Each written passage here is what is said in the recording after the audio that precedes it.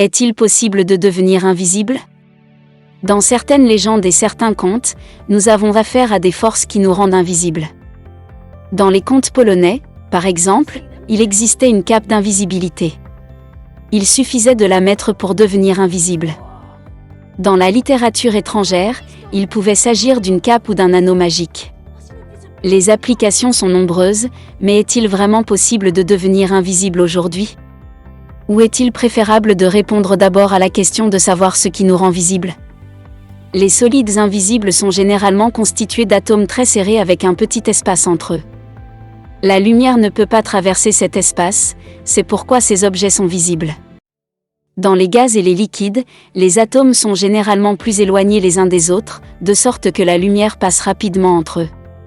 Ils sont donc transparents. Cependant, certains solides, comme les cristaux, sont également transparents. Pourquoi sont-ils transparents alors que les atomes y sont aussi serrés que dans les autres solides? Ils sont invisibles parce que les cristaux ont une structure régulière. Cela permet à la lumière de trouver un grand nombre de chemins à travers le cristal, ce qui donne l'impression qu'il est transparent. Certains processus peuvent rendre transparent un objet solide dont les atomes sont disposés de manière aléatoire. L'un d'entre eux consiste à chauffer à haute température et à refroidir, ce qui est le cas du verre.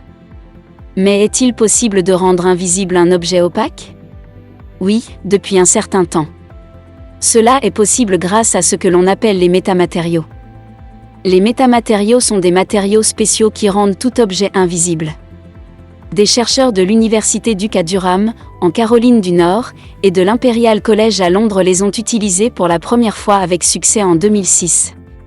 Les métamatériaux sont créés en plaçant de petits implants dans certaines substances.